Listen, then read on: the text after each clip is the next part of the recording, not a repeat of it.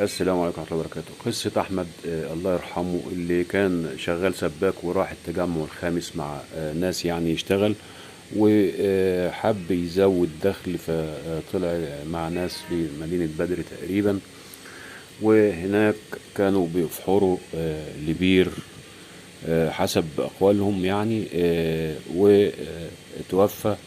واللي حصل إن هو رموا عليه أسمنت ورمل، ولسه لحد دلوقتي أسرته ما استلمتش جثمانه.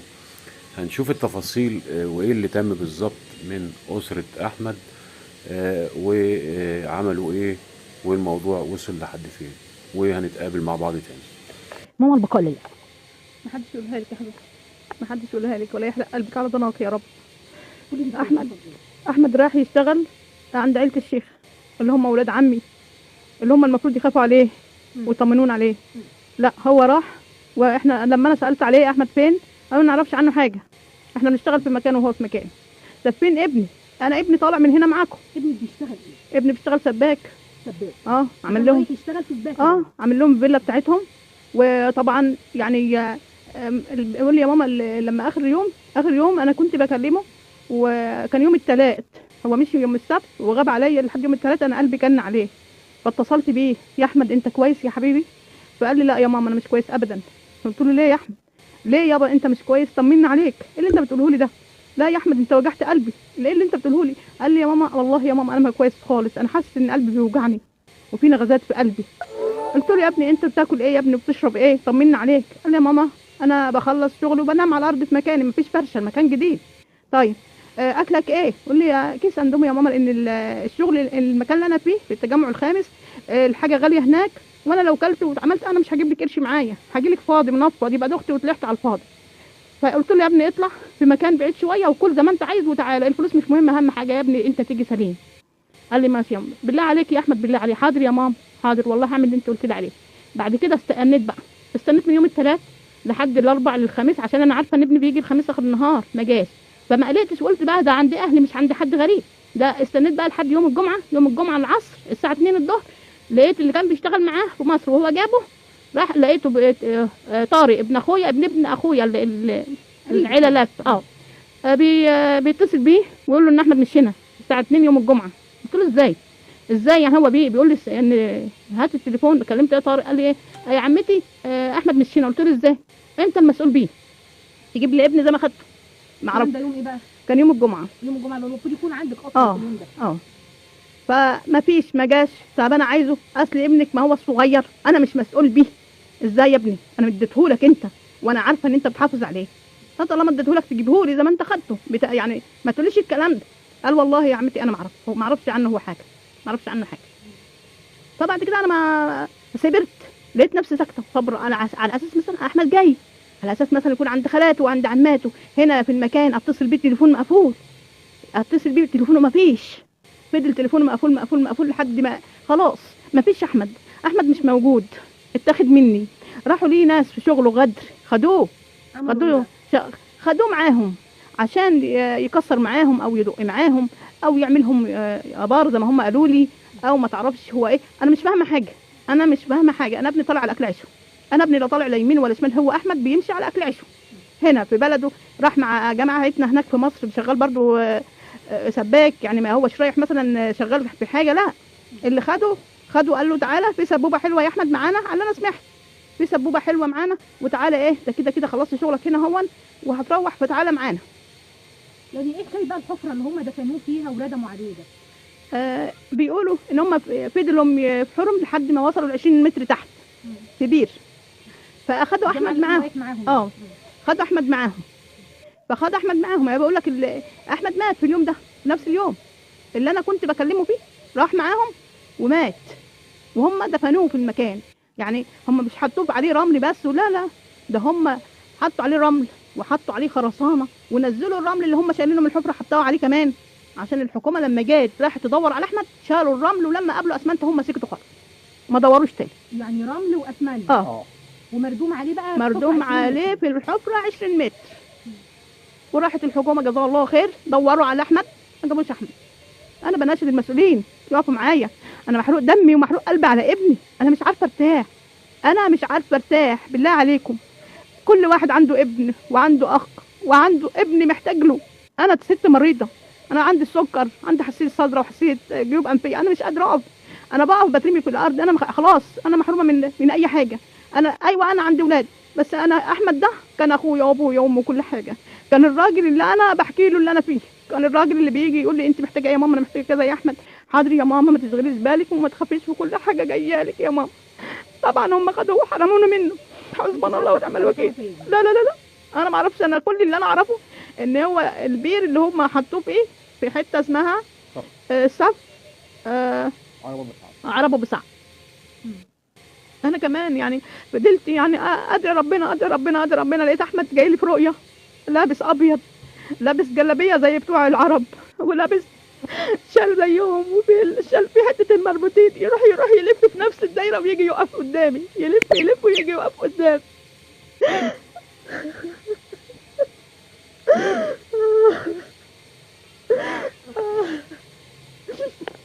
يا رب حسبنا الله ونعم الوكيل. انا مش مسامحاهم ابدا، انا مش مسامحاهم ابدا. يا رب يا رب خلص لي منهم، يا رب يا رب خلص لي منهم اللي عملوه في ابني، حسبنا الله ونعم الوكيل فيه. محمد احمد لما كلمك اخر مكالمه ما قالكيش اي تفاصيل؟ لا لا، عمره بس كان زعلان. عمره. لا هو كان تعبان، بس هو كان تعبان. يعني انا قلت له انت بتاكل ايه يا حبيبي؟ أنا ازاي يعني؟ انا عايزه افهم النغزات ديت، يا اما برد جات لك من النومه بتاعت الارض، يا اما يا حبيبي قله اكل. فقال لي يا ماما انا باكل كيس اندومي عشان الفلوس اللي معايا ما تصرفش عقبال ما اجي. كان عنده نغزات في قلبه. قال لي يا ماما انا عندي نغزات في قلبي وتعبان. طبعا هو واخد بيشتغل هناك والعيشه غاليه هناك، فبياكل اي حاجه. وطبعا اي حاجه، والدنيا انت شايفه بقى الحر وشايفه التعب اللي احنا فيه. الحر عاوز عصير وعايز لقمه حلوه تسند وعاوز فحارم نفسه من كل ده. او يمكن قلبه حاسس بحاجه. ممكن قلبه حاسس بحاجه، انا ما اعرفش. انا احمد ده كان كل حياتي. انت كل اللي بتتمنيه في ابنك. يجي جثمان ابني ادفنه واكرمه زي ما الناس بتتكرم في دفنها، واقرا عليه ويصلوا عليه صلاه الجنازه، زي ما كل ام بتطمئن ان ابنها جنبها. اروح له هناك في المكان واروح اقعد جنبه. انا تعبانه جدا، جدا. ارجو من المسؤولين يقفوا جنبي بالله عليهم يا جماعه، وقفوا جنبي يا جماعه وقفوا جنبي في احمد يا جماعه. والله ما كان اي حد بيحتاج له، لا مسؤول كبير ولا مسؤول صغير ولا اي حد. ما كان يحتاج احمد كان احمد بيجري. يا مسؤولين يا جماعه، يا اللي احمد كان بيجري معاكم، اقفوا جنب احمد. هتقولي ابني، هتقولوا جسمان ابني وحق ابني. كفايه كده عليا، شهرين بحالهم كفايه يا جماعه، ما بقتش قادره اتحمل، حرام عليكم. حضرتك والد احمد. ايوه يا استاذ. انت بتقول لي ظهري كسر. ايوه. طب يعني انا سالتك شويه، قلت لك انت حاولت تستخرج شهاده وفاه، قول لي ردك عليا كان ايه؟ رد من تحت شهاده وفاه نقول جسمان يا استاذ. لو انت عندك قطه ابسط الامور مش بني ادم واختفت قدام منك، خلاص تنسيها خالص؟ تنسيها يا استاذه؟ انا عاوز ابني ده بني ادم. شهرين يا استاذه، شهرين كتير.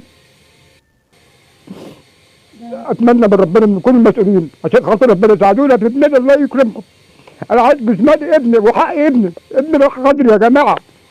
بعد اذنكم لو سمحتوا انا عايز ابني وعندكم حق ابني. احمد كان بيساعدك يا عم الحاج؟ احمد بيساعدني ولغايه اخر لحظه كان بيساعدني. انا راجل كهرباء سيارات، عندي سكر وعندي القلب وعندي ما بيضاء وما زرقاء، ما بيشتغلش. فهو اللي بعد ربنا. لو سمحت يا استاذه، لو سمحت يا مسؤولين، يا سياده الرئيس، عشان خاطر ربنا وعشان خاطر الناس المسؤولين بيحتاج، انا عايز جثمان ابني وحق ابني. انا مش طالب حاجه كتيره قوي يعني منكم، دي بديكوا سهله. تكتم ابنك. طبعا يا استاذه، ابقى عارف بقى هو في حته اروح ازوره، هقرا عليه الفاتحه. كتير عليا يا استاذه، والله كتير عليا. انت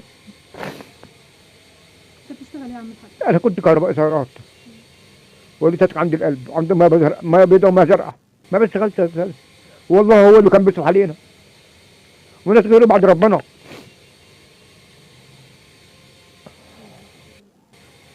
يعني انت كل طلبك ان انت عايز تكمل. انا عايز جثمان ابنه وحق ابني، جثمان ابنه وحق ابني.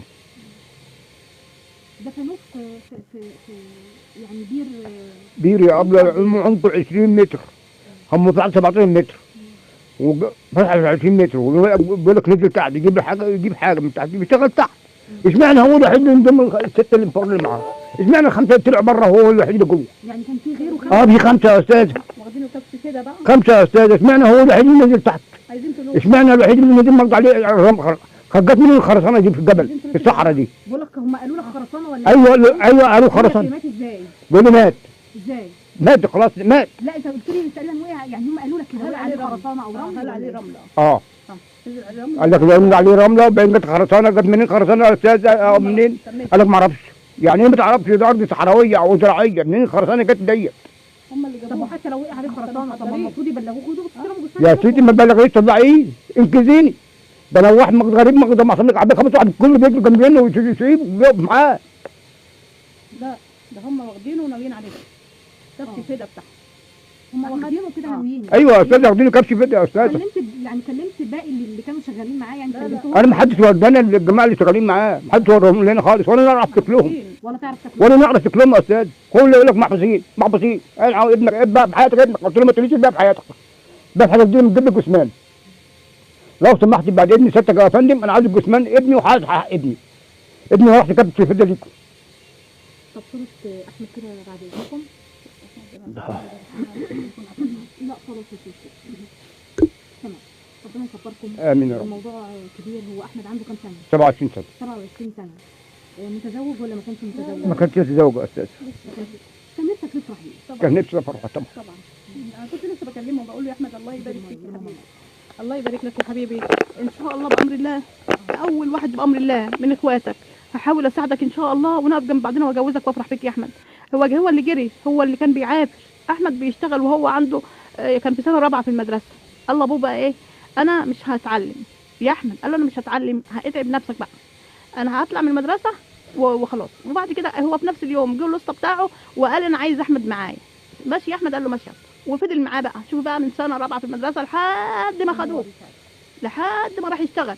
واحمد بيجري ويعافر ويجري مش عيل مثلا يقعد، مش عيل يكسل، لا لا لا، بيجري. شايف بقى ظروفنا، ويعني مثلا لما ابوه كان يطلب حاجه ولا اخوه يطلب حاجه ولا ده، وانا مثلا ابص له حرام، هو لوحده اللي شغال حرام، يعني بلاش ان انا اتقل عليه.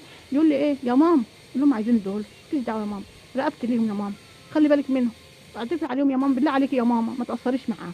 ايوه والله والله يا رب، حسبنا الله ونعم الوكيل، حسب الله ونعم الوكيل، حسب الله ونعم الوكيل. المره الجايه تطمنونا يا رب. انتوا استلمتوا تطمنونا يا ان شاء الله أستاذ باذن عثمان. الله، يعني صوتكم يوصل. يا رب المره الجايه تيجوا تطمنونا ان انتوا استلمتوا يا رب. الجثمان يا وكرمتوه رب. ودفنتوه يا رب ان يا شاء رب. الله باذن الله. انا عايزه جثمان ابني، عايزه.